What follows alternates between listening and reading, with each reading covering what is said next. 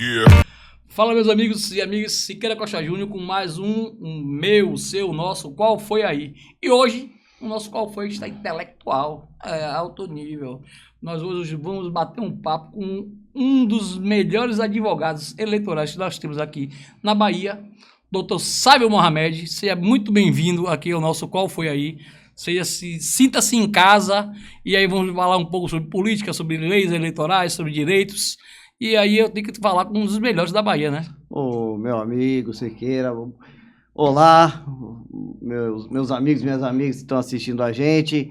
Primeiro quero agradecer o convite, é um convite que você já tinha feito, meu amigo, há um bom tempo, mas é aquela história do corre-corre, e graças a Deus foi um ano de 2024 de muito trabalho, de muita correria, de muitas... vamos dizer o seguinte, muitos problemas a serem resolvidos e que, como dizem os mais antigos, advogado vive de problema. Então, como tinham muitos problemas a serem resolvidos, a gente acabou demorando para chegar, mas chegamos. Bom, se teve problema, teve trabalho. Se teve trabalho, teve recompensa financeira, que isso que importa. Meu amigo, queria que tivesse tudo isso, Nem todo dinheiro é bem-vindo assim, né? Com todo trabalho, né? Mas graças a Deus, pelo menos dá para pagar as contas. Dá para pagar as contas, não dá para reclamar, não. E acima de tudo, fazer aquilo que você gosta. Rapaz, que eu amo, eu vou ser muito sincero, eu sou completamente apaixonado pelo direito eleitoral, eu sou apaixonado pelo direito administrativo. São ramos que eu literalmente considero uma vocação que Deus me proporcionou e eu abraço com unhas e dentes, que eu faço literalmente porque eu amo a função que eu exerço. Isso para mim que é importante na minha vida. A gente sempre já ouviu falar isso, né? Ah, faça aquilo que você ama. Mas infelizmente nem sempre o que a gente ama paga nossas contas. E quando a gente faz o que gosta e paga nossas contas, acho que é um casamento quase perfeito. Que perfeito não é, né? Que tem a questão que a gente sabe que leva muito da questão da saúde pessoal, leva muito da questão também do tempo. E todo o trabalho ele traz transtornos, traz problemas e termina que não é 100% perfeito. Mas dentro daquilo que se propõe e está acontecendo, graças a Deus. Sábio, você é um dos escritórios mais conhecidos aqui, que mais atua. A gente acabou de sair de uma eleição municipal, acho que uma das eleições aí mais problemáticas dos últimos, pelo menos, 20 anos que eu vi aí, questões aí de facções, facções, né, praticamente de milícias, facções, muita realmente violência, fora os outros casos que já acontecem normalmente na política. O que é que você queria falar um pouco? Fala um pouco do trabalho do escritório Sábio Mohamed. Você trabalha com direito eleitoral, você trabalha na parte de direito administrativo. Me fala um pouco como é que funciona isso, porque a gente deu, assim, a visão. O advogado trabalhista, ele só trabalha com o trabalho. Ah, o advogado eleitoral, não, o que é que ele faz com o candidato, com a pessoa que se propõe a ser um futuro parlamentar? Vamos lá. Lá a gente advoga no seguinte sentido. Desde o início da pré-campanha dos políticos. Então, ainda quando estão escolhendo os partidos políticos, a gente inclusive advoga para partidos políticos, a gente advoga para diretórios estaduais, e fora os diretórios municipais de diversos municípios.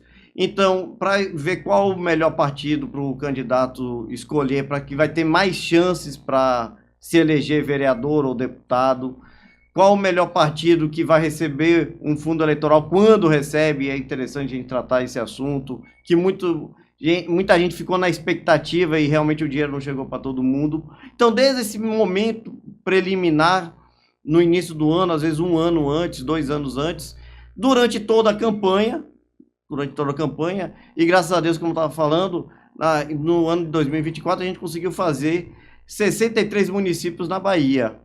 Então, nesses 63 municípios, a gente advogou inclusive em Salvador, Camaçari, aqui na região metropolitana, e a gente cuidou de mais de 800, 900 candidaturas de vereadores e candidatos a prefeito e vice-prefeitos na Bahia. Então, a gente tem hoje uma equipe com mais de 30 profissionais, advogados e advogados no escritório, e que a gente cuida desde a parte dos partidos, desde o período da pré-campanha, da campanha propriamente dito.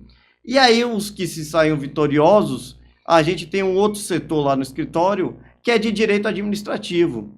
E aí lá no direito administrativo a gente também propõe, também apresenta trabalhos não só para os candidatos e nos municípios que a gente fez durante a campanha, mas também em outros, de assessoria administrativa durante o exercício do mandato. E ali eu vou lhe dizer, meu amigo Sequeira, algumas peculiaridades que a gente viu nessa eleição.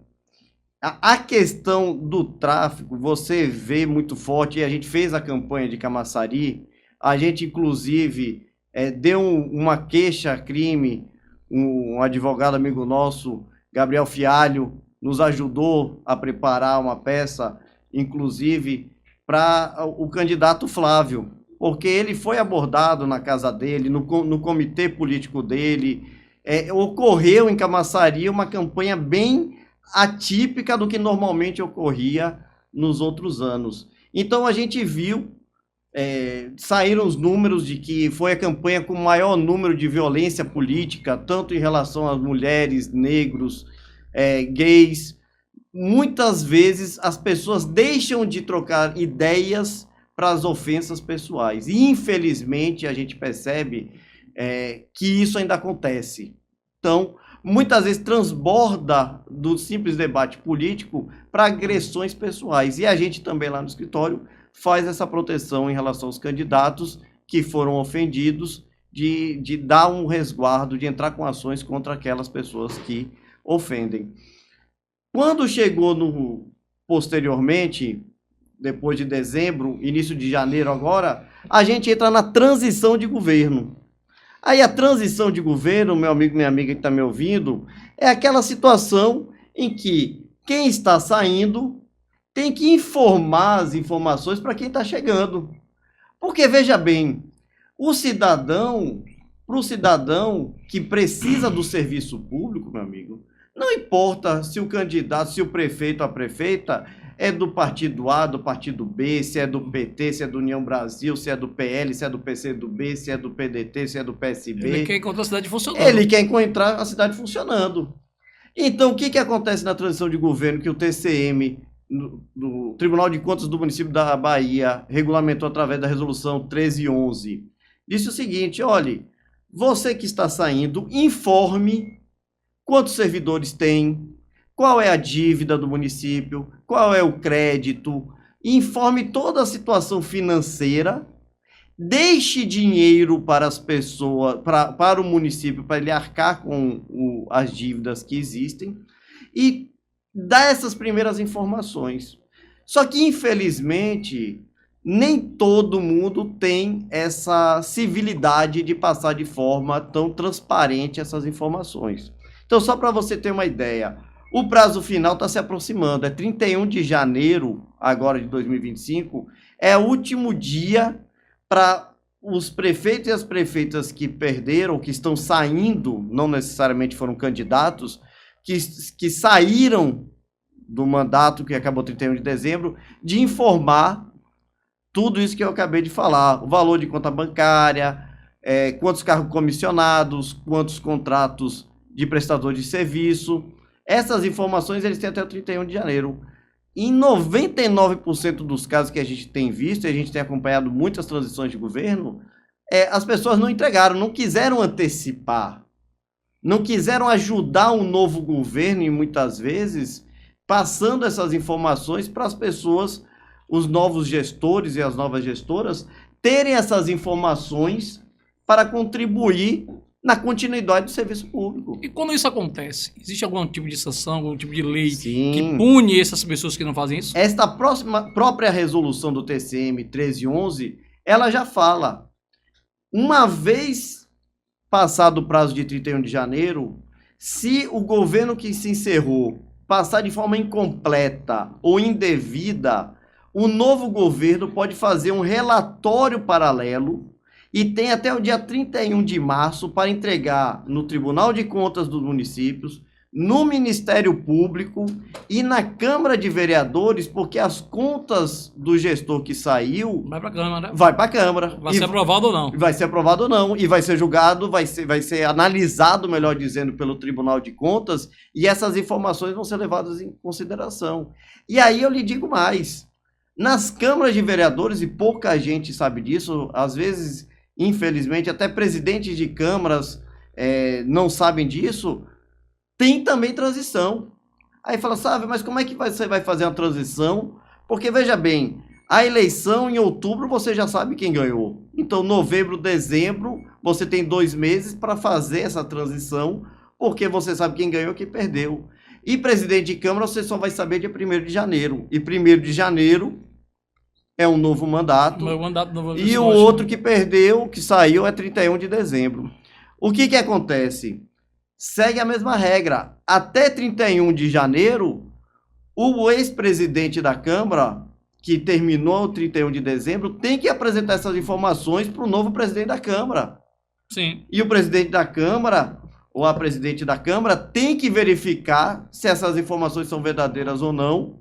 E se não forem verdadeiras, novamente, tem como fazer um relatório que vai ser, da mesma forma, Ministério Público, Tribunal de Contas e a própria Câmara de Vereadores, porque principalmente o Tribunal de Contas, porque conta de vereador e presidente de Câmara não vai para a Câmara, fica no Tribunal de Contas, poderá gerar a rejeição de contas do antigo presidente da Câmara. Então, essas transições de governo, que também nosso escritório atua. Então, como eu lhe falei, não foi só no período da eleição, então o nosso trabalho não acabou em outubro. A gente passou o Natal, o Réveillon, trabalhando. Tentando falar com vocês, às vezes você está trabalhando, Fialho também está trabalhando. É assim, pelo que deu para perceber, vocês atuam desde a hora. Eu quero ser candidato. Aí, o primeiro passo, para quem muita gente não sabe, eu já fui candidato uma vez e não quero ser mais, é ter um bom advogado. Por que um bom advogado? Porque é dali que ele vai lhe orientar os passos a passos que você precisa ter para você ser candidato. Porque às vezes você tem um pequeno empecilho que você nem sabe, um documento que você precisa ter que você não sabe. E o partido, ele vai lhe filiar. Só que o partido também tem um advogado. Isso. E às vezes o partido do advogado não é um advogado que, como você falou, você atuou com mais de 800 pessoas na Bahia toda, com 30 pessoas.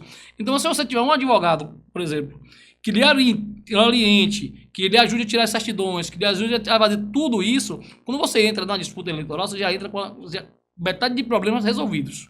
E é exatamente isso. O que aconteceu? Em Salvador houve um partido novo, e o Partido Novo viu que tinha 10 pessoas inaptas. O que aconteceu isso? A diretoria do Partido Novo errou ao colocar pessoas que não tinham a condição de se tornarem candidatos, fecharam as candidaturas e no decorrer da transição do processo eleitoral, você precisava pelo menos um número mínimo de 40 pessoas, você tinha 30 para concorrer, ou seja, essas 10 inaptas inviabilizavam as outras a concorrer, porque essas 10 inaptas os votos não contam, não é isso? Conta. Conta? Não conta. Não conta, ou seja, você tem que ter um coeficiente eleitoral. O coeficiente eleitoral é a votação mínima que o partido precisa ter para eleger um vereador, que é o mais votado. Por exemplo, vamos dizer, uma conta burra aqui. Cada candidato 1.000 votos, 40 mil votos, que são 40 vereadores. Aí você elege o mais votado do partido.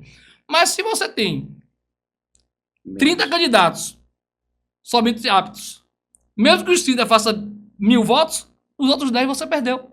Isso. Porque estava inapto, porque a assessoria jurídica do partido não teve a preocupação em chegar e pegar 10 pessoas que ficaram inaptas e consultar e ver, analisar a documentação, saber o que está acontecendo, deixar de acontecer, e viabilizou muito o Partido Novo de ser um partido competitivo em Salvador para fazer candidatos. Eu tive até amigos que saíram para o Partido Novo e disseram, seu partido tem nessas pessoas que eram inaptas. E pelo que eu vi, você faz toda essa parte de assessoria. Antes da candidatura, durante e depois até que a pessoa consiga aí se eleger, no caso. E é como eu sempre digo, e para mim é uma máxima. Candidato não tem que estar em escritório advocatício em mês de agosto, setembro, resolvendo problema. Para mim é muito sintomático. Quando eu sei que a pessoa está tendo que ir para escritório em agosto e setembro, é porque fizeram alguma coisa errada lá atrás, não foi muito bem feito, está tendo que procurar advogado agora, está perdendo tempo no escritório, não está atrás do voto. Eu tive um problema no PSDB, por sinal, sabia? Aí, tá vendo? É o que eu digo, a gente começa a fazer desde antes, arrumadinho, tudo tranquilo, para justamente a pessoa ter os 3 meses de campanha, os 45 dias de campanha, que hoje em dia são 45, 3 meses. Era quando eu não tinha cabelo branco. Então tem muito tempo. Já faz muito tempo. Então, para o candidato ter os 45 dias indo de casa em casa, visitando, fazer a campanha dele, né? Fazer a campanha maneira dele, que ele acha de fazer, né? do jeito que ele quiser fazer. Não é dentro de um escritório, se preocupando com questões jurídicas. Então, a primeira situação que sintomático é essa. E a segunda que você me fez me lembrar, meu amigo, que foi quando existia um partido chamado Partido Ecológico Nacional, o PEN. Sim. O que aconteceu com o PEN? Salvo engano, foi em 2012, em Salvador. 2012 ou 2016.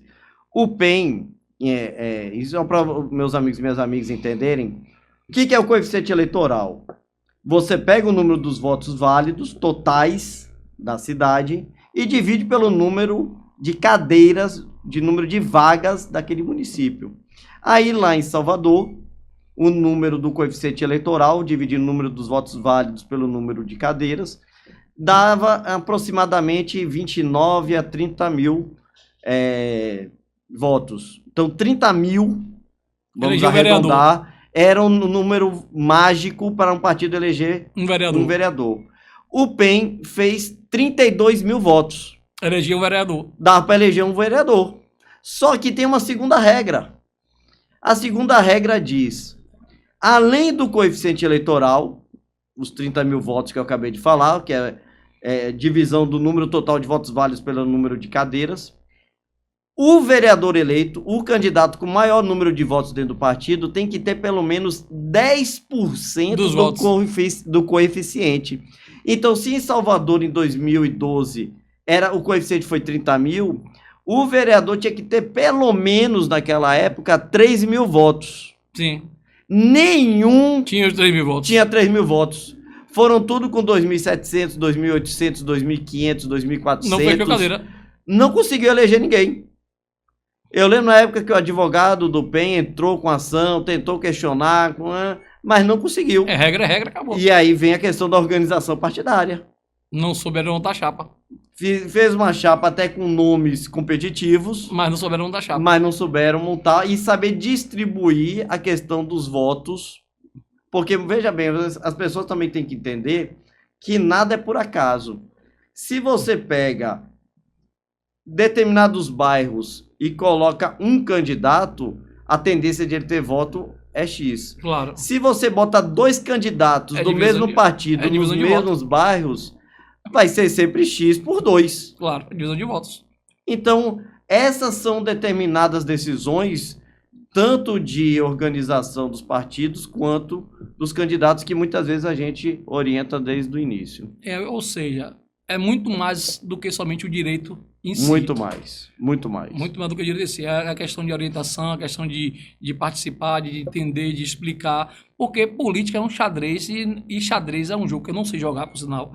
Mas é um jogo muito meticuloso, de muitos arranjos, de muitos checkmates, que muitas vezes você acha que já deu checkmate e você não, só existe essa jogada.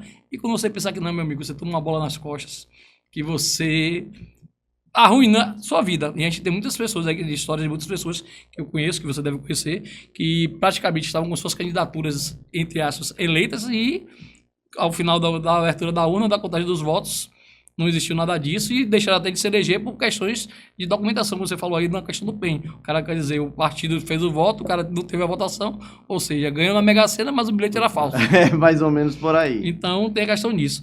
E esse ano, sabe, o que é que você viu assim nessas eleições de coisa mais atípica, fora essa questão da violência? As candidatas, agora a ação do momento que os tribunais têm gerado o maior número de afastamento de cargos. Inclusive, a gente ganhou uma ação recentemente, em dezembro, lá em Vitória da Conquista, é o que popularmente é chamado das candidaturas laranjas. Se você lembrar, meu amigo, e a gente já está nessa labuta já há 24 anos, no final dos anos 90, início dos anos 2000, as ações que caçavam, que se afastavam prefeito, vereadores, deputados, eram as ações que era de compra de voto. Sim. Era naquela época então, entrega de dentadura, filtro de água, cimento, cesta telha. básica, telha, cimento, que até hoje essa parte ainda existe. No interior existe. Mas ficou mais difícil, as cassações não têm sido tantas quanto o início dos anos 2000, 2010. A partir de 2020, o TSE começou a ser mais rigoroso na regra da cota de gênero. O que é isso? Se foi estabelecido desde 1997 que dentro do número de candidatos e candidatas, 30% tem que ser de um gênero e 70% de outro. O que na prática, historicamente, acaba sendo 70% de homens e 30% de mulheres. Sim.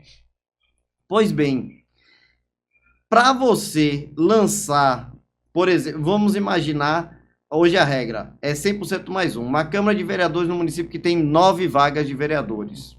Pela regra de hoje, o partido X pode lançar 10 candidatos e candidatas, que é 100% mais um. 9 cadeiras mais uma, 10. 10. Dessas 10, no máximo 7 homens e 3 mulheres. Sim. Só que para ter 7 homens, precisa obrigatoriamente ter 3 mulheres.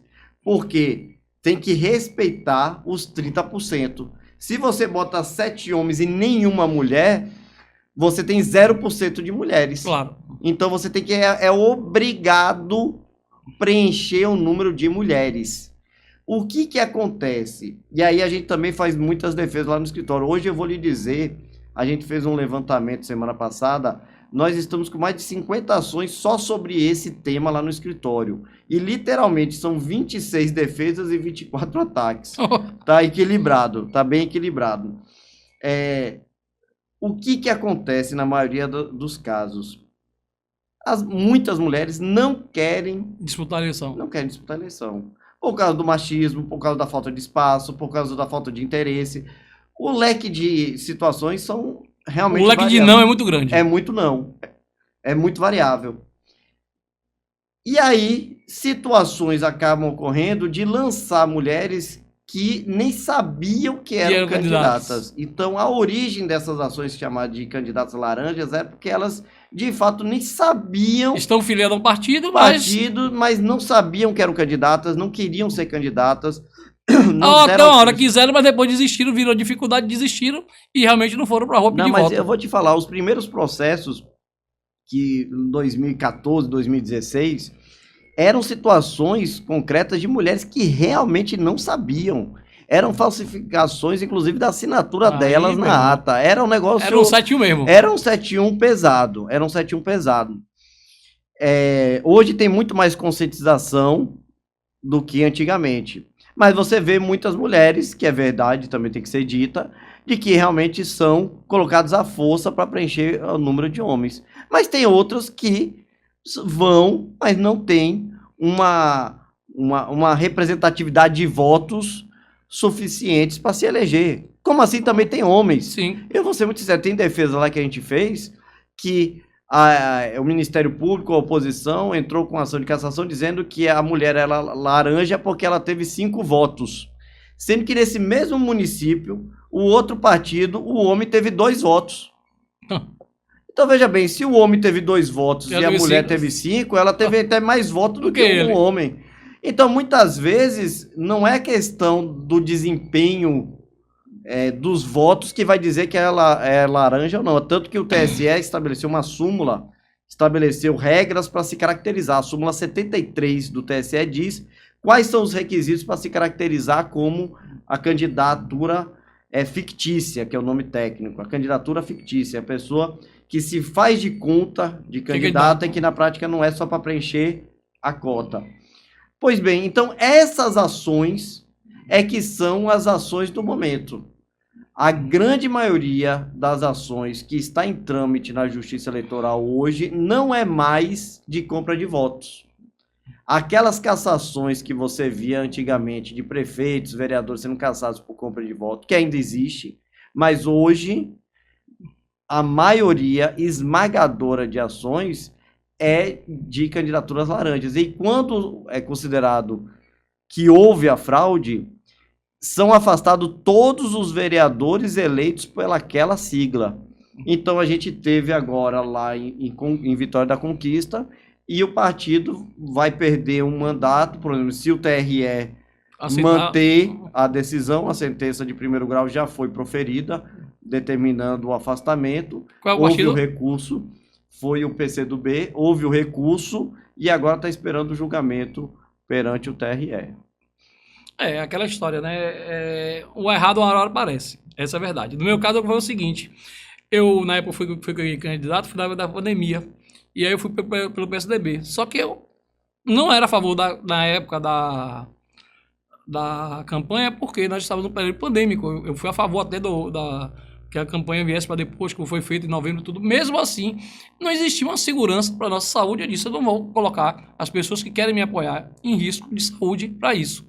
Então, eu praticamente não fiz campanha, não recebi fundo partidário, porque aqui a gente não recebe fundo partidário aqui em Lauro de Freitas, né, que eu sou filho, aqui não tem fundo partidário aqui só vai somente para os cabeças de chapa para a prefeitura, não recebi fundo partidário, então eu fiz todo o processo, abri conta em banco, abri tudo direitinho, mas não recebi um centavo de ninguém, nem santinho eu tinha, porque na época eu fazia parte do MBL, tá, aí eu mandei a minha documentação para o PSDB para fazer encerramento de conta de campanha, tudo direitinho, encerramento de campanha. Meu irmão, eu tinha aberto minha conta no Banco do Brasil. Você acredita que minha conta sumiu? É mesmo. Sumiu. Eu fui obrigado no Banco do Brasil pegar um documento escrito à mão, carimbado pelo gerente, dizendo que eu nunca tive a conta lá, quando eu tinha o papel da conta aberto no Banco do Brasil. Aí eu mandei pro PSDB, o advogado do PSDB aqui, Lauro de Freitas, deu entrada do TRE. Mesmo assim, não sei o que aconteceu, não deram continuidade ao processo, e eu fiquei inelegível 4 anos. Como eu não ia ser candidato mesmo, se eu quisesse concorrer a essa última candidatura, eu não poderia, porque o PSDB não deu o trâmite de encerramento de minha candidatura, no caso, ou seja, eu mandei a documentação... declarado contas não prestadas. De uma conta que o próprio Banco do Brasil disse que não existia. Entendi. E eu tinha o papel da abertura da conta e o Banco do Brasil não achava a abertura da conta. Eu não consegui encerrar a conta porque ela já não existia. E eu vou te falar só algumas ponderações. Primeiro, hoje está tão grave essa situação, mesmo que você queira, que, repare, provavelmente no seu caso, foi declarado contas não prestadas. Foi. E aí você fica 4 anos sem poder ser candidato. Só que não é só 4 anos sem poder ser candidato. Você não poderia passar nem concurso público, não poderia fazer nenhuma faculdade pública, e você sabe o que é pior? Você não poderia receber nem prêmio da Mega Sena. Puta que pariu. Meu amigo. Sério, velho? Sério. Porque para você receber prêmio da Mega Sena... Aí vai ter que matar um bocado de gente. Para você receber prêmio da Mega Sena, você tem que apresentar quitação eleitoral. Então, quando você fica com contas declaradas não prestadas, você fica sem a quitação eleitoral para aquele período de 4 anos. Então, até impedido de receber prêmio da Loteria Federal, brincadeira é isso, você fica impedido. Então, para você ver a gravidade da situação. E aí, eu vou lhe dizer outra coisa. Aí, uma ponderação que foi engraçado você me falar do Banco do Brasil, porque uma coisa que vários prefeitos me reportaram, e o pessoal da contabilidade, que aí é mais uma função da contabilidade do que o jurídico, os novos prefeitos e as novas prefeitas tiveram muita dificuldade para ter acesso às contas bancárias do Banco do Brasil. Foi uma confusão sem tamanho, porque o que acontece? Os municípios são pessoas jurídicas. Sim. Então, como pessoas jurídicas, eles têm os tokens para acessar as contas bancárias. Então, você tem que mandar a documentação provando que agora é o novo prefeito, a nova prefeita. Então, você manda a identidade, o diploma, a ata de posse, toda a documentação para se credenciar, e depois você manda para o banco gerar o token e liberar seu acesso nas suas contas bancárias. Meu amigo, o que teve de história no Banco do Brasil, dizendo que mandou um formulário, depois de 7 dias, dava negativa de acesso à conta, dizendo que o formulário não era aquele, tinha que ser outro. Depois dava outras situações que o banco se recusou, porque tinha pedido inicialmente para mandar todos esses arquivos que eu falei, diploma, identidade, ata de posse, em um arquivo único, depois negou, dizendo que tinha que ser em arquivos diferentes de PDF. Teve outras situações que o gerente disse que estava sobrecarregado, que o superintendente disse que estava sobrecarregado, que não tinha condições de dar para conta o de município tudo. que eu estou sobrecarregado. Eu vou lhe dizer que em vários municípios, os prefeitos e as prefeitas demoraram até 2 semanas por causa de entraves burocráticos no Banco do Brasil. E isso é lamentável. Não, se eu for falar aqui de banco, meu amigo, eu vou lhe dizer. O Banco do Brasil, eu tenho conta no Banco do Brasil hoje, Sim. por desgosto que eu tenho no Santander, por sinal, Sim. que eu sou cliente há mais de 10 anos, mas estou sendo do Santander, estou no Banco do Brasil, que estão me tratando melhor. Certo. Mas o Banco do Brasil, chegou um dia que o cartão bloqueou a senha, eu sou péssimo com a senha, né? Certo. Eu passei 1h40. Foi mesmo. É que você é obrigado a sentar numa mesa Sim. pra fazer a nova senha. Sim, é Você não consegue ir na caixa eletrônica fazer. É brincadeira. 1h40 fazer a nova senha. Hoje em dia que você consegue fazer em 2 minutos. Não, eu abro a conta no celular, mas para fazer a nova senha do meu cartão, eu tenho que sentar na frente de uma pessoa para dizer que sou eu. É brincadeira. Mas para abrir a conta, eu faço o FaceTime e faço tudo. Não, e eu não vou lhe dizer, para uma pessoa dar um golpe e passar o seu cartão. É rapidinho. É rapidinho. Mas me diga uma coisa, sabe? Hoje nesse mundo, e aí eu converso muito com o Fialho que trabalha com você, de inteligência virtual, dessas coisas hoje, dessa tecnologia que cada vez mais avança, que pegam imagens de pessoas, mudam imagens de pessoas. Você pega um vídeo nosso aqui e aí vai ter um emulador de voz e o que eu tô falando aqui, a pessoa muda totalmente o que eu tô falando, muda o que você tá falando e aí começa a criar um vídeo totalmente à parte. Você tem tido problema em relação a isso nessas eleições? Muito, muito. Eu até pensei, vou ser sincero, eu pensei que ainda ia ter mais ainda, mas... Mas se preocupe não que na próxima vai ter. Vai ter, não, já está tendo e vai ter mais.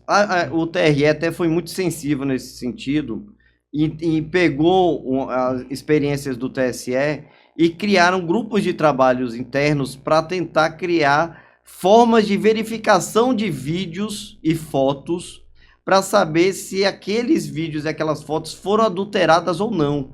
Porque, veja bem, o processo eleitoral é muito rápido. Sim. Se você passar para encaminhar para uma perícia técnica, se aquele áudio... 30 dias, 40 dias, 50 dias... Primeiro que o estrago já foi feito. Já foi. E segundo que o processo eleitoral já acabou. Então, isso tem que ser uma coisa muito célere. Então, foi muito sensível a Justiça Eleitoral nesse sentido e acreditou na boa-fé das pessoas. Então, sempre quando foi dito que era mentira, que foi manipulado, a Justiça Eleitoral conseguia bloquear e estancar de uma certa forma. Agora, a gente chegou e estamos cada vez andando a passos largos. Eu estava ouvindo agora algumas declarações do novo presidente Trump, que está investindo 500 bilhões de dólares em inteligência artificial. Então, se você percebe que a maior potência do mundo já está investindo 500 bilhões de dólares, que dá mais de 2 trilhões de reais, em inteligência artificial, o que vai vir agora, a onda que vai vir agora, vai ser muito mais realista, com muito mais detalhes e que as pessoas, eu vou lhe dizer, hoje, as pessoas já estão com dificuldade de discernimento do que é real e o que não é real. Não, com certeza, isso eu não tenho dúvida. Então... E isso interfere diretamente na política. Com certeza, vou dar um exemplo aqui, por exemplo. Eu sou fã de Ayrton Senna. E aí, quando a Netflix lançou o filme Ayrton Senna, o seriado, sim. Aí começou a aparecer propagandas assim no meu Instagram. Sim. Sobre o capacete de Ayrton Senna. Certo. Porra, seria legal, né? O capacete de Ayrton Senna, legal. Aí foi olhar. Não, agora na Antártica está com a promoção do capacete de Ayrton Senna. Sim. Aí você faz um quiz. Certo. Se você acertar o quiz, certo, com mais 100 reais, você ganha um capacete. Eu falei, porra, o capacete de Ayrton Senna 100 reais? Barato. Não, mentira. Nem na loja da esquina aqui vende capacete 100 reais. É.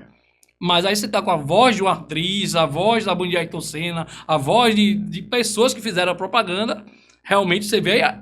Espera aí, velho, isso aqui é golpe. Claro, é um claro golpe isso aí. E isso estava divulgado maciçamente em rede social.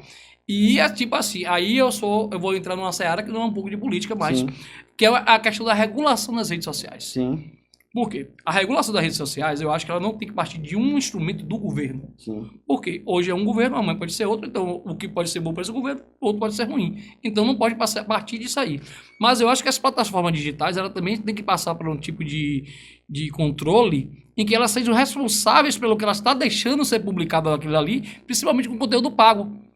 Porque uma coisa sou eu produzir aqui um vídeo aqui com você e botar e não patrocinar. Se eu patrocino é porque eu quero que atinja muitas pessoas. E se eu vejo o mesmo vídeo colocado por várias pessoas patrocinadas, isso aqui é claro sistema de golpe. E a plataforma, ela tem por si só chegar e dizer, não, vamos bloquear isso aqui. Não, irmão, peraí, o que está acontecendo aqui? Porque esses vários vídeos feitos dessa mesma maneira, patrocinados. Então, assim, se isso acontece para tirar dinheiro da gente, isso também vai acontecer para futuras eleições em que possa influenciar diretamente, independente do candidato que vem aí, se é de direita ou de esquerda. Essa pataquada que vem aí, não, que a direita que faz fake news, a esquerda também faz. E eu acho que a gente vai ter duras eleições com produção fortíssimas de imagens, de vozes, de tudo, e vocês de advogado vão ter que rebolar muito para defender os seus... Não, e eu vou lhe dizer que é preocupante de tal forma que o eleitor vai ser atingido sem nem ele perceber. Vai. Então, por exemplo, eu estava lendo exatamente sobre isso, e já existe um determinado programa de inteligência artificial que pega o tom de voz do político. Não, mas escute, pega o tom de voz do político, pega igual, então você imita, é igual, só que coloca numa frequência, ele muda a frequência para ser mais convincente às pessoas. Ou seja, ele muda a frequência, sonora. Ou seja, é um ajustador de texto virtual. Isso. E as feições da pessoa. Então, assim, estão conseguindo fazer um vídeo e áudio. Você vai ver que é sábio, você vai ouvir sábio. E vai duvidar se é sábio. E não é sábio. Não é sábio. Tem alguma coisa errada aqui. Mas você vai ter certeza que é. Só que o tom de voz vai ser mais convincente. A visão vai ser mais agradável, vai ser tudo de tal forma... É o marketing, na verdade. Vai ser um marketing automático, de encantamento, até o conteúdo, porque veja bem, o texto agora está sendo formado não mais por pessoas, não são mais editores. Esqueça, irmão, esqueça. Ninguém mais está fazendo. Eu trabalho com chat de GPT, irmão. Entendeu? Então agora, até esse áudio que vai ser dito por essa imagem... vai ter sido produzido por uma inteligência artificial que vai fazer com conteúdo convincente ao povo para ser votado. Então a gente vai chegar num patamar literal de que se você não regulamentar no sentido de dizer, olhe, tem que ter calma, não vamos proibir simplesmente, mas existem regras. Claro. E eu achei interessante que eu assisti uma palestra que me fez pensar muito, justamente pelo Tribunal de Justiça, em parceria com o TRE da Bahia, fez um workshop, fez diversas palestras, e um dos palestrantes que vieram de fora trouxeram uma reflexão muito interessante, que foi o seguinte: quando o carro foi inventado e começaram a se dirigir com carros, não havia regras de trânsito. Quando o avião foi criado e começaram-se a produzir aviões e eles começaram a voar, não existia regra de tráfego aéreo. Então, quando as coisas surgem e elas são usadas, elas não têm regras. Isso é normal no surgimento. É novo e são usadas inicialmente sem nenhum tipo de regra. Só que com o tempo você vai percebendo que se você não estabelecer determinados parâmetros... regras do jogo, vão ocorrer acidentes. E acidentes que geram, inclusive, mortes. Você viu, por exemplo, no ano passado teve uma situação que, por exemplo, a mim me chocou muito, de uma fake news sobre um suposto namoro de Whindersson Nunes, um influenciador, com a menina que a menina cometeu... que a menina acabou cometendo suicídio por causa de uma fake news. Então, quando a gente diz que precisa ter basilares, é nesse sentido, porque eu sou uma pessoa que estou num podcast, que tem um podcast, que trabalha com informação, que sempre vi nas redes sociais, e sou totalmente a favor de que se tenham regras para se ter em redes sociais. Sou contra essas regras que o governo atual quer criar, de botar pessoas que são alinhadas ideologicamente, no sentido político dele. Eu acho que não cabe essas pessoas estarem ali. Eu acho que teriam que ser comissões, pessoas escolhidas de uma maneira em que dizer, vamos debater isso aqui, e isso aí tem que ser debatido com as empresas, tem que ser debatido com os grandes criadores de conteúdo, com os pequenos criadores de conteúdo, com os estúdios, com todo mundo, porque isso afeta todo mundo. Porque se você for ouvir somente o político está preocupado com ele, não está preocupado com a sociedade. Mas a gente tem, por exemplo, gente que vive de rede social. Isso. Que trabalha com rede social. Eu vi uma semana, o Carlinhos Maia foi lá pro programa do Luciano. Sim, eu ia comentar sobre isso. E tomou uma pancada que ficou 2 dias se remexendo. Ficou 2 dias se remexendo, porque Luciano Huck disse ele, mas tem que ter responsabilidade no que você faz. Claro. Porque nós somos pessoas que viemos aqui e a rede social nos trouxe. Beleza. Ninguém está dizendo que você não tem que emitir opinião. Mas você também não tem que emitir opinião em tudo. E outra, a gente está falando de um cara, que nada tem contra o Carlinhos Maia, mas um cara que já abriu o banco e faliu, já abriu uma hamburgueria, a gente incentivou as pessoas aí faliram, fez divulgação de jogo online e tudo mais. Isso. E aí vem pousar de que não sabia o que estava fazendo, falando. Sabia, gente. Agora a gente tem que ter bom senso e, acima de tudo, caráter e assumir que fez merda, porra. O cara abriu um banco digital, bombou, Carlinhos Maia, bombou. A gente meteu dinheiro, o banco quebrou. É isso. Vou abrir a hamburgueria Carlinhos Maia, uma franquia. Mas a McDonald's é assim, não. A McDonald's, ela faz um estudo de mercado, ela vai olhar você, vai olhar toda a história. Dá pra abrir aqui? Dá. Se não der, ela vai dizer que não dá, ele não vale dar ali. Carlinhos Maia, não. Abriu a franquia Carlinhos Maia, pronto, você tinha o dinheiro, pagava e ela fazia. É falta de responsabilidade, é só ver o dinheiro, é muito fácil. Então, esse tipo de influenciador, esse tipo de onde você olha assim, rede social, faz o quê? Influenciador digital, 1.000 pessoas. Você tem 1.000 pessoas que lhe seguem, segue 5.000. Você influencia quem?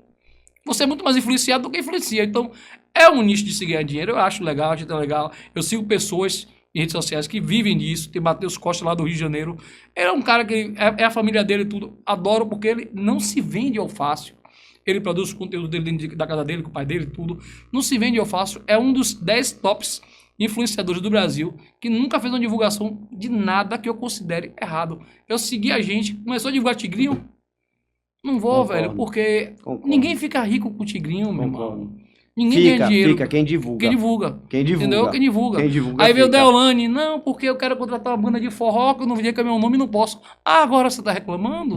Quantas pessoas você fez perder a vida, perder a família, perder dinheiro, se endividarem, por você estar ali dizendo que era legal, basta, usando um aplicativo mentiroso. Então, e eu vou lhe dizer, pelo que eu tenho lido, se eu não cair em fake news, né? Porque hoje em dia a gente tem que fiscalizar as informações que a gente... uma quantidade significativa de dinheiro de pessoas que recebem Bolsa Família. Não, isso é fato.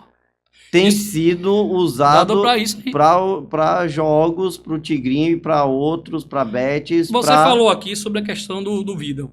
A interface desses jogos são interfaces de jogos de videogame. Então, a interface quer dizer que é uma brincadeira. Sim. Ou seja, é uma brincadeira de dinheiro. Isso. Não é um jogo eletrônico, tô aqui jogando num aviãozinho, eu tenho jogos no meu celular. Sim. Mas não são pagos. Sim. Eu compro se quiser botar crédito. Sim. Mas se eu não quiser agora, eu jogo de graça. Sim. Ponto. Sim. E esses jogos são feitos como se fosse uma brincadeira. Sim. Que seu filho daqui. Tá jogando, tá jogando um joguinho lá do celular que baixou no aplicativo. Não. São jogos de azar mesmo. Jogos que as pessoas perdem dinheiro, perdem família, perdem suas vidas às vezes por causa disso. E eu sou a favor desse tipo de regulamentação, sim.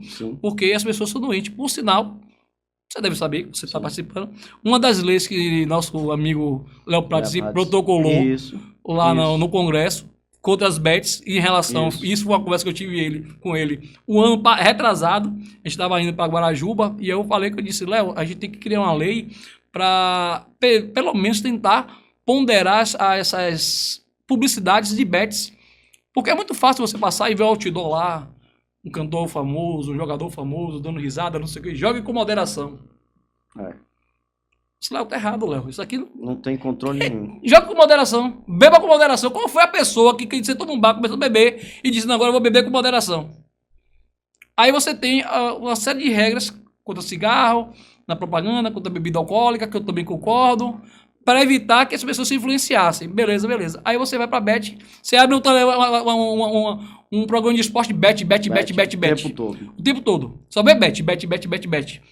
Virou normal. Aí eu disse, a gente vai fazer um projeto de lei que proíba isso. Sim. E aí eu vou dizer assim, aqui, seu Leonardo Silva Prates, no projeto de lei que eu dei ao senhor, que o senhor protocolou lá, dizia que em show, aqui eu vou fazer, o projeto passou por você que eu sei, você leu o projeto, quem fez foi o doutor Ivan, mas você vai ver o projeto. No projeto dizia o seguinte, que show pago com dinheiro público, cantor nenhum poderia fazer propaganda de bet.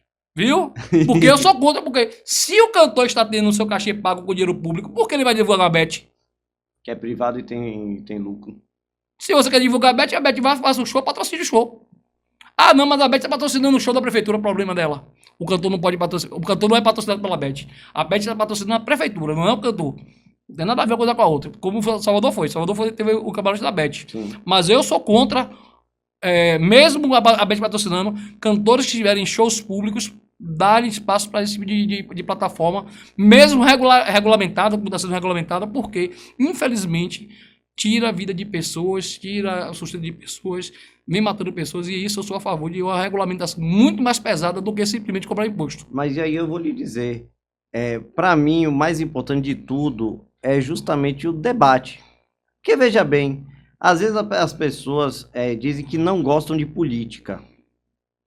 Mas a política, meu amigo, está em tudo. Até num debate, se deve ou não deve existir as bets, se deve ou não deve haver controle das redes sociais, no final... Quem decide é a política. É a política. Eu vivo trazendo esse questionamento. Às vezes as pessoas assim, eu odeio política. Mas na hora que você vai abastecer sua moto, seu carro, o preço da gasolina passa pela política. Quando você vai no supermercado comprar seu arroz, seu óleo, seu tomate, sua cebola, sua carne, o preço dos produtos passa pela política. Você acha que é o dono do mercado que decide tudo, somente? Entendeu? Tudo que a gente passa no dia a dia, quando você leva seu filho, sua filha para a escola, quando precisa de um tratamento médico e às vezes não encontra, ou encontra e não é satisfatório, passa pela política.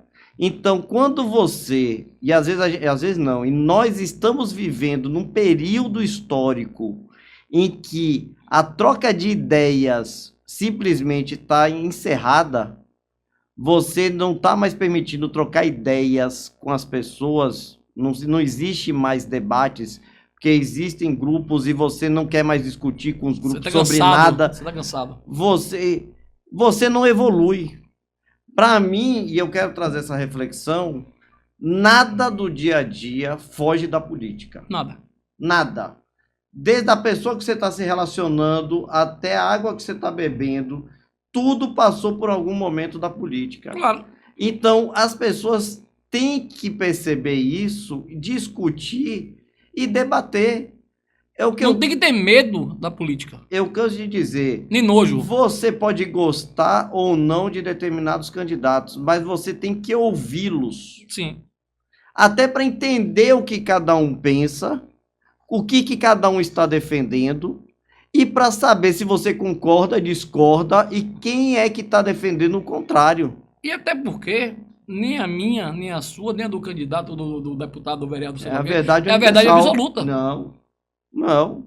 E vai se construir melhores soluções dentro de um debate. É como você falou, rapaz, às vezes o deputado faz um projeto, mas debatendo com outro deputado, com um amigo, com um assessor jurídico, fala, rapaz, no lugar desse artigo, coloca esse outro.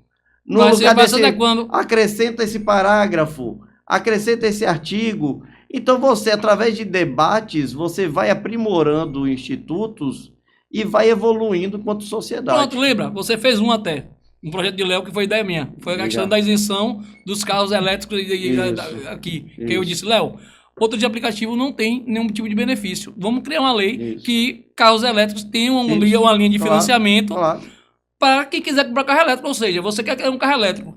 Você tem algum tipo de benefício? Não. Então, o que é que ele leva a comprar o carro elétrico? A economia, sim, a economia. Mas e aí, o benefício para você comprar o carro elétrico? O carro elétrico hoje ele é tido com a economia. Só que também é tido ainda com uma interrogação, se vai dar certo ou não.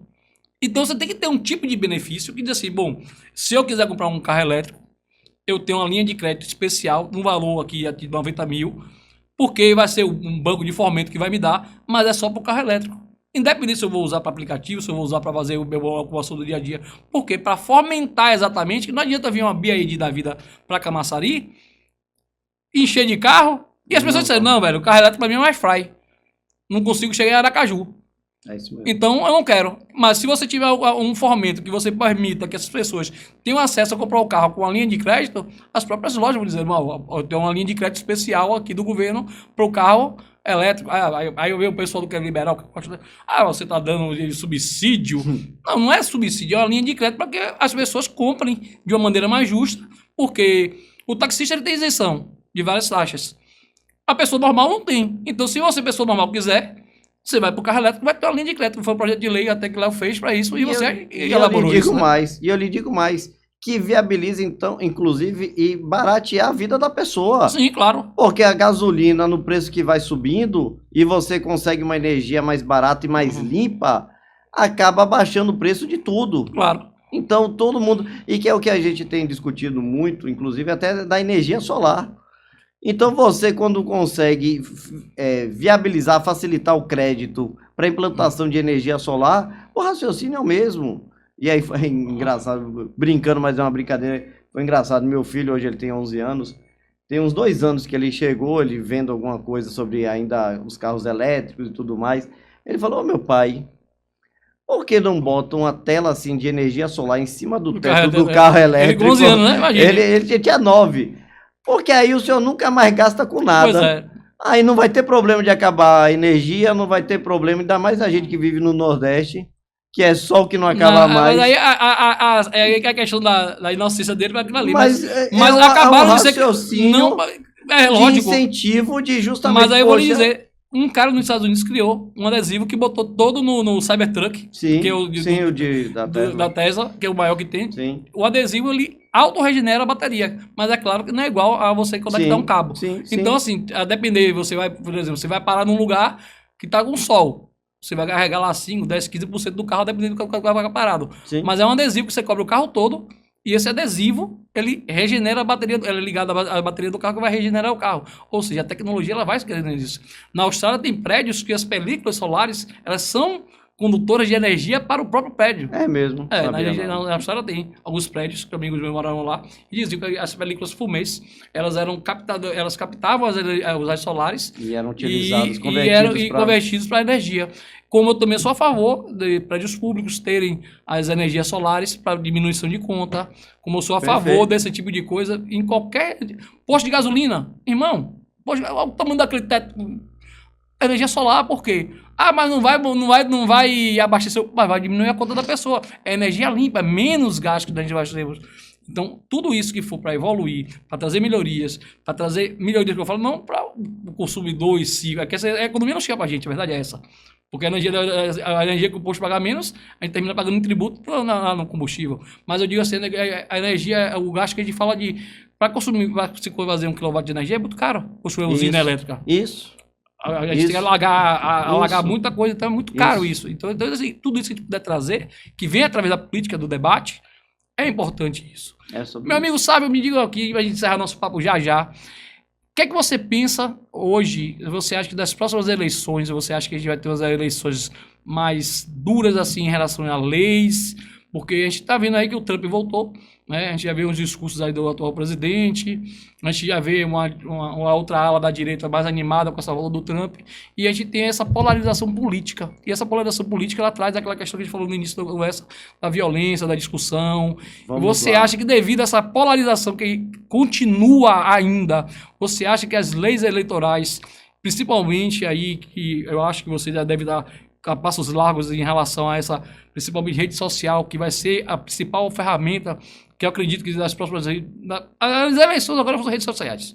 Vamos passar pelas redes sociais, não tem jeito. Vamos lá. Você acha que a gente vai ter um endurecimento disso aí? Já esteve. Hoje, inclusive, 2024 já foi um ano marcante em relação a isso.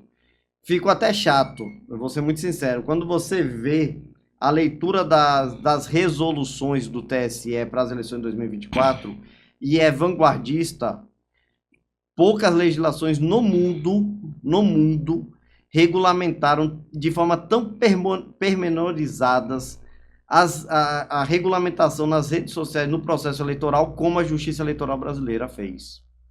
Fez muito bem feita, muito técnica, muitas vezes é mais linguagem de TI do que jurídica. Sim. Muito mais vezes. Então, resoluções, só para você ter uma ideia bem, como diz o pessoal, conta de padeiro. Resoluções que você imprimia e tinha 11 páginas, agora você imprime em 23 páginas. Caramba. Entendeu? Então, dobrou de tamanho a mesma resolução que estabelece as mesmas regras, propaganda na rua, propaganda no rádio e na televisão e propaganda na internet. Os temas de regramento são os mesmos, mas agora está tão mais detalhado que dobrou o tamanho da lei. Então,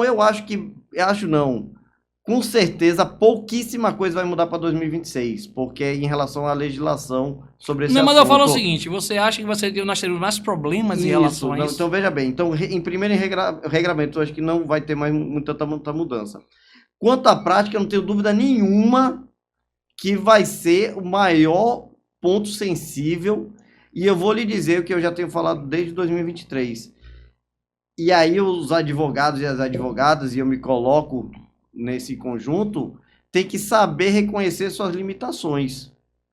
O que eu falo para os meus clientes, para as minhas clientes? Olha só, você tem uma fake news contra você, dizendo, por exemplo, vamos pegar aqui situações esdrúxulas. Você está advogando, a pessoa está advogando para um candidato que defende Bolsonaro, bolsonarista. E aí faz um vídeo desse candidato, de repente, abraçando Jacques Wagner, abraçando algum representante do PT. Como tem uns aplicativos que fazem isso aí, bagando as pessoas e a foto vira um vídeo. Ou falando um vídeo, ele apoiando Lula, que pro bolsonarista, em regra, vai ser ruim. Veja bem, aí ele procura e fala, rapaz, eu nunca fiz esse vídeo, eu nunca falei isso, e esse vídeo já começou a estragar o meu eleitorado, dizendo que eu me vendi, que eu mudei de lado, que eu fiquei vermelho, que isso e aquilo. Procura o advogado faz a petição. Depois que faz a petição, dá entrada no processo através do PJE. Depois que dá entrada no PJE, é distribuído para o juiz. Quando distribuído para o juiz, havendo o juiz na comarca, tendo lá no município, você tem que encontrar com o juiz para conversar com o juiz, para ele entender, ou com o assessor do juiz, para entender o assunto. Depois que o juiz, o assessor do juiz entender o assunto, ele vai fazer a decisão. Depois que ele fizer a decisão, vai publicar a decisão. Depois que publicar a decisão, vai procurar uma forma de intimar as pessoas que estão divulgando. Meu amigo... Um mês. E já passou aqui? Não, no processo eleitoral às vezes demora de 3 a 5 dias. De 3 a 5 dias... o estrago é... O vídeo já fez estrago. O que os especialistas me dizem? Sabe, quando você quer combater uma fake news, você tem que dar uma resposta o mais rápido possível, e quando você dá uma resposta até 30 minutos depois da divulgação que você tomou conhecimento daquela informação, você começa a bloquear a ramificação daquela informação. Não é que ela vai acabar, mas você bloqueia. Você consegue diminuir o estrago. Então, isso quem vai fazer não é o advogado. Não. O advogado pode até contribuir com o texto em conjunto com a comunicação. Para mim, quem ganhou muita importância nesse setor é a comunicação. A comunicação é que tem que ser efetiva, a comunicação que tem que estar 24 horas ligada, porque vai precisar, primeiro, já ter uma rede de contatos grande, porque quanto mais rede de contatos, e eu falo principalmente para os candidatos, para as candidatas que são aversos às redes sociais, quanto mais você tem sua rede social, e aí eu incluo o WhatsApp, mais pessoas você vai ter, mais fácil vai chegar, mais rápido vai chegar a sua resposta contra uma fake news. Então, o que eu digo, meu conselho, quando você for, se você for vítima de uma fake news, e aí eu vou até extrapolar, independente de ser candidato. Sim. Independente de ser aí candidato. Aí é o conselho pessoal. Já é o conselho pessoal. Diz que conselho não se dá, se vende. Depois eu vou passar meu Pix. Não se preocupe com isso, não. Aí vocês fazem o depósito. Pouco para Deus é muito. você faz uma resposta, e essa resposta pode ser de texto, de áudio, de vídeo, mas dê a sua versão sobre os fatos, porque vai estancar. E aí, estancando isso daqui, impede de as pessoas acharem que aquela informação é a verdadeira. Então, eu entendo que vai ser isso. Agora, trazendo um pouco também para a eleição nacional. Muitas pessoas, meu amigo Sequeira, me perguntam sobre a situação jurídica de Bolsonaro. Bolsonaro está inelegível, e eu vou ser muito sincero, pela conjuntura jurídica, pelos precedentes, pela forma com que tem se manifestado o STF e o TSE, eles não vão mudar essa situação. Uma coisa foi o que aconteceu com Lula. Sim. Outra coisa é Bolsonaro. Eu, sinceramente, não vejo viabilidade jurídica, na minha opinião, aí é uma opinião de um jurista que tem 24 anos no ramo, que tem acompanhado o que tem acontecido e as decisões, não vejo viabilidade jurídica no momento, até 2026, para Bolsonaro voltar para o jogo político. Deus lhe ouça, viu? É. Mas olha só, Deus ouça ele porque eu não quero o Bolsonaro nem quero o Lula. Aí eu vou lhe fazer uma pergunta daqui a pouco aqui sobre outro candidato. Certo. Caiado, o que é que você acha? Tá com processo de ficar inelegível? Vai reformar. Então tá tudo lindo. Ele vai reformar, porque ali foi uma situação muito específica de um candidato a prefeito em que teria sido supostamente beneficiado pelo governo, mas que não há elementos, eu olhei o processo, suficiente de manter aquela cassação e a inelegibilidade de Caiado. Aí tá entendendo porque eu tô dizendo que Deus lhe ouça? Porque, pra mim, Caiado e Tarcísio é a chapa dos meus sonhos. Eu acho, sinceramente, que Tarcísio não vem. Eu acho que ele não vem com medo de Bolsonaro. Mas é porque já me disseram também em São Paulo, que eu tenho contatos, que Tarcísio tá fazendo um mandato de 8 anos. Isso. Ou seja, ele quer ir pra reeleição Isso. e sair como o governador Isso. da história de São Paulo, como o Maluf um dia foi, né? Isso. Conhecido, né? E para ele, eu já vi esse raciocínio e é verdade, é muito mais fácil ele enfrentar, por exemplo, vamos imaginar que Lula ganhe, que a reeleição natural De Lula. é de Lula e a pessoa que vai para candidato à reeleição, em regra, é o favorito. Se vai ganhar ou não, são outros 500. Eu estava lendo uma reportagem hoje dizendo que ele caiu 5 pontos, que as pessoas que consideram o governo dele ótimo e bom diminuiu 5, irregular e péssimo aumentou 5. Então, tudo vai variar, mas a tendência é que Lula seja candidato à reeleição e ele é o favorito porque está no governo e quem está no governo sempre é favorito. Então, para Tarcísio é melhor enfrentar um final desgastado de um governo de Lula depois de 8 anos do que Lula no candidato à reeleição, o pessoal ainda tendo sonhos de que vai melhorar. Eu espero que quem venha no lugar de Bolsonaro ganhe, porque eu acho que o Brasil não aguenta mais 4 anos de Lula. E aí é uma opinião pessoal do claro. Minha opinião, como pessoa, claro. Como cidadão, como apresentador do podcast, independente do meu posicionamento político, mas o que eu vejo, eu estou vivendo, né? A gente está vendo aí, você falou na questão de fake news, aí, por exemplo, Nicolas, que eu acho um deputado muito pequeno, literalmente pequeno, um deputado que ainda não me disse para que veio. Comparado com o Kim, que tem uma produção parlamentar maravilhosa. Mas o Nicolas fez um grande vida, a verdade é essa. Passou de 300 milhões. Fez um grande vida e em momento nenhum o Nicolas disse que o Pix seria taxado. Ele trouxe elementos em que o governo disse coisas e depois não cumpriu. Perfeito. E aí a esquerda fez um vídeo com a Erika Hilton dizendo que a direita mentiu, dizendo que ele falou que seria. Ou seja, essa aí que vai ser a grande... Para mim, o grande debate da política vai ser esse.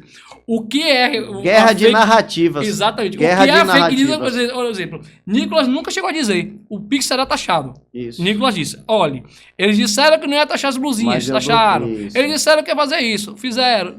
Aí, dentro disso aqui, eles estão dizendo isso. E pode acontecer. Aí vem o outro lado. Não, eles mentiram porque eles falaram isso. Mas, ou seja, vai ser a guerra de narrativas que vocês, advogados, vão ter que aprender a lidar com a guerra de narrativas do que é o fake news e do que é o que eu não disse, mas você entendeu. Ou seja, eu sou responsável pelo que eu falo e não pelo que você entende. E eu lhe digo, meu conselho para quem está na política e quem quer entrar na política, tenha sempre um advogado, um contador e alguém de comunicação de sua confiança perto de você. E uma pessoa que tenha conhecimento no ramo. Porque eu vou lhe dizer, pessoas que não têm conhecimento no ramo e acabam às vezes deixando situações que nem você me falou sua, de ficar sem quitação eleitoral, ficar sem poder receber um prêmio da Mega Sena e poder dividir com o seu amigo aqui, a Mega Sena. Brincadeira, velho. Eu só fico milionário pra você receber. Imagina. Aí você... Olha a situação. Eu sou solteiro. Aí eu ganho a Mega Sena. Aí eu vou receber, não, você não pode, não, mas eu sou casado. Isso, aí uma mulher... Bote na sua conta, minha filha. Oxe, aí a mulher me dá o pé na bunda. Esqueça. A mulher me dá o pé na bunda, a merda da porra. Esqueça. A merda. Acabou. A merda. Acabou o amor. Rapaz, é brincadeira de mal, rapaz. Você me deixou até feliz. Até feliz. Depois ele conta de off o que foi. Mas você me deixou até feliz, porque depois ele conta de off o que foi. Tá bom. Sabe, meu querido, quero lhe agradecer a participação. Acho que foi muito esclarecedora. Papos como esse são sempre bem-vindos aqui no Qual Foi Aí. Porque a intenção do nosso podcast é exatamente saber qual foi a situação, qual foi as coisas que acontecem. E muitas vezes essas causas jurídicas, essas histórias que você falou aí, lidar com 600 e poucas pessoas da Bahia toda, um estado como a Bahia que é imenso, e você lidar com essas candidaturas, imagino que você viajou muito, passou muito tempo aí na estrada, longe de família, longe de seu filho de 11 anos, uma esposa, ruim. Tudo, pai, mãe, mas é aquela coisa. Só conversando para a gente entender e saber a magnitude realmente do que é uma eleição, só conversando para saber realmente a magnitude e o quantos mais elementos, fora o jurídico que você representou, 600 e poucas pessoas numa Bahia que tiveram quantos candidatos ao todo? Mas eu não sei o número total, mas passou de 10 mil pessoas. Deve ter passado de 10 mil. Ou seja, pense quantos mais sábios estiveram envolvidos em eleições e quantos mais candidatos estiveram envolvidos sem nenhum sábio, na cara e na coragem. Ou seja, é uma estrutura muito grande, é por isso que se gasta muito. Eu sou a favor de redução de gasto de eleição, porque o gasto, ele é imensurável quando você para botar na ponta do lápis. Acho que ninguém nunca botou para dizer assim, gastou-se tanto. Tem essa conta do TRE, do TSE, de quanto se gastou informalmente, mas se você botar na ponta do lápis quanto cada candidato gastou e nunca declarou, porque ele não declara, a verdade é essa, nenhum candidato declara 100% do que gasta. Meus candidatos declaram 100%. Olha, o advogado fez fazer agora a procuração, viu? Fez fazer a procuração. Então, mas tem muita gente aí, meu irmão, que não declara, sabe? Por exemplo, pela lei eleitoral, até o café que você toma no shopping tem que botar na nota. É complicado. Então eu vou tomar café com um amigo meu, pediu voto. Não, tem que botar na notinha lá o café que você tomou no shopping, o estacionamento do shopping que você foi, você tem que botar na nota. Então, César Leite, que é o meu amigo que foi vereador, que depois voltou, ele teve quase a candidatura dele impugnada por causa da nota de café. Foi mesmo? Foi. Não acompanhei o processo dele. Não, foi da primeira legislação dele. Sim, eu lembro. Uma nota de café. Foi mesmo. Foi. Ou seja, é uma loucura às vezes. É uma loucura, não, mas às vezes, para encerrar, infelizmente tem isso. Não se incomoda com pisão de elefante e por causa de uma mosquinha acaba querendo atrapalhar. Então assim, por exemplo, o Arthur Duval, que era do MBL, ele tinha dinheiros de valores de R$1, R$1,50 jogado na conta dele como doação de campanha, que tinha que emitir o recibo, ou seja, era visto que era feito coisas propositais para lá na frente dizer, não, ele recebeu o dinheiro, não declarou o dinheiro, não teve o recibo do dinheiro. Então, assim, é por isso que inventaram as vaquinhas online, né, que melhorou isso. Mas, assim, infelizmente, a regra do jogo é essa e vocês terão que se adequar cada vez mais e vocês vão ter que quebrar a cabeça e esquentar, ficar mais cabelos brancos e a quem sabe até perder aí também alguns, né? Sabe, eu quero agradecer mais uma vez. O espaço está sempre aberto aqui, se você quiser trazer sua equipe. O estúdio, o B3 Estúdio também está aqui. Satisfatório de você aqui depois de tanto tempo. Verdade. Espero que...